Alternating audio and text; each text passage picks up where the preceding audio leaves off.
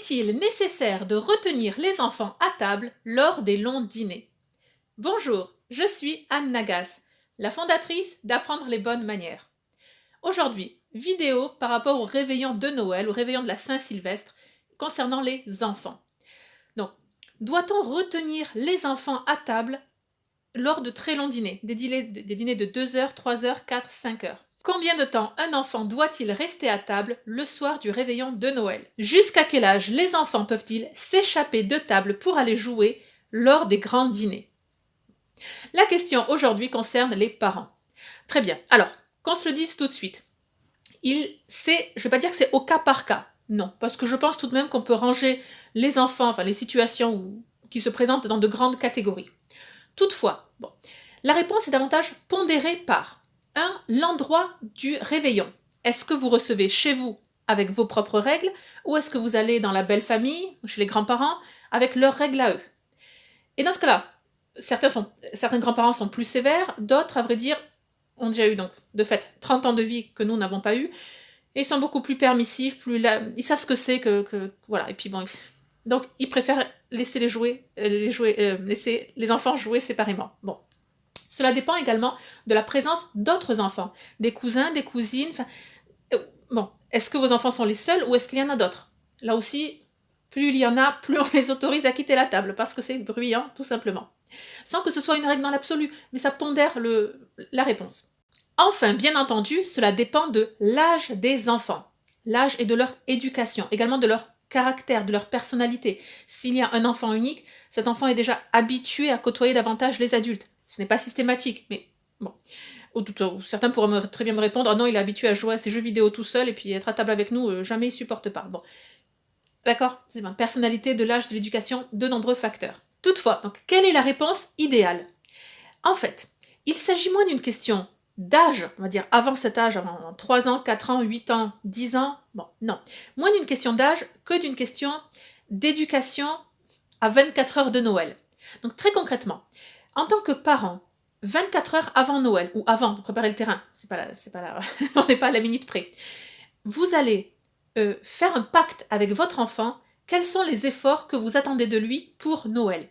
Pour certains, ce sera manger avec les 2 mains du côté de l'assiette et pas sur les genoux. Pour d'autres, ce sera écoute, cette fois-ci, t'es pas à genoux sur ta chaise, mais tu es assis convenablement. Pour d'autres, ce sera justement manger, fermer la bouche en mangeant. Pour d'autres, ce sera ne pas répéter, ne pas demander 30 fois « c'est fini, c'est bientôt fini, c'est bientôt fini, on passe au dessert, il y a quoi au dessert ?» Bon. Pour d'autres, ce sera encore de ne pas consulter le portable à table.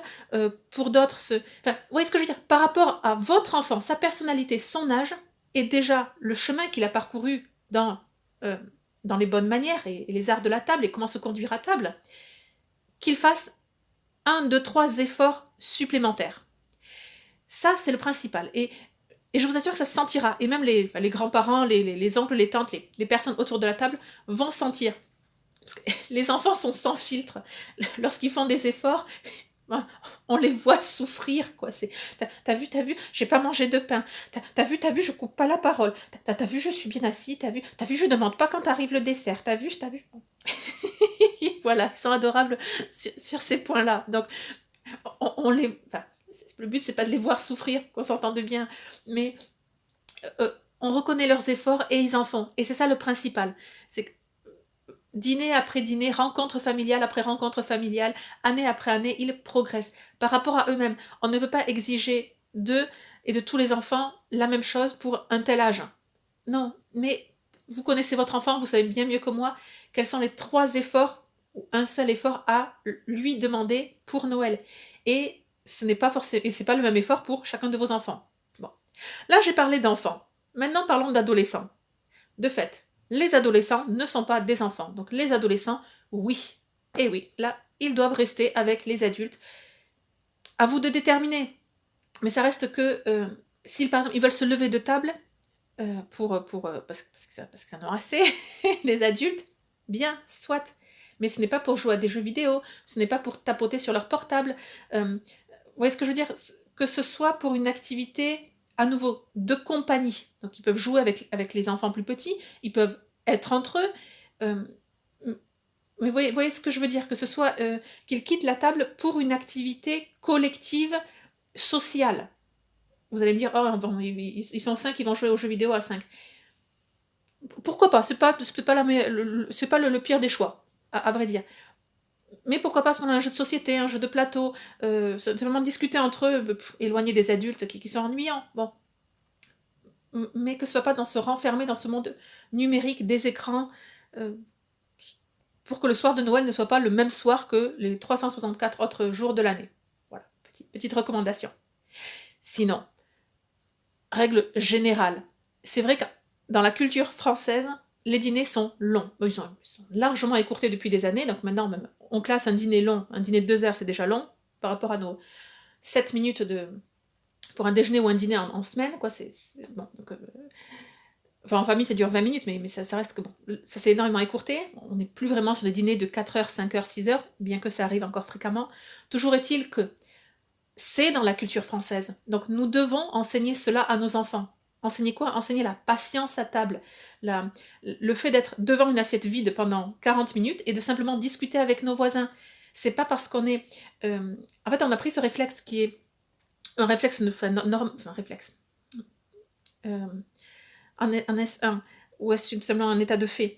Que, étant donné qu'on mange, on considère le repas donc pour se nourrir, on mange, on reste à table tant qu'on a quelque chose dans l'assiette. Dès qu'on a fini, on sort. Donc, et ça veut dire que c'est de plus en plus difficile pour nous d'être à table pendant 2 ou 3 heures devant une assiette vide. Et oui, on a eu notre portion, une fois qu'on l'a fini, on l'a fini. Mais ça reste que le côté social et mondain du dîner se poursuit. Donc on doit aussi apprendre à discuter, converser et à dîner avec notre assiette vide. On ne doit pas immédiatement la remplacer, se resservir et une deuxième fois, une troisième fois, et finir en ballon. Voilà. Et cet apprentissage-là doit aussi être fait pour les enfants. Leur apprendre que le dîner, ce n'est pas que l'acte de se nourrir, manger, mais que le dîner, c'est aussi ce temps social une fois qu'on a fini son assiette et qu'on attend le plat suivant. J'espère que cette vidéo vous a plu. Abonnez-vous à la chaîne YouTube. On se retrouve demain pour une nouvelle vidéo du calendrier de l'Avent des bonnes manières. Et surtout, n'oubliez pas, la bienséance fait la différence.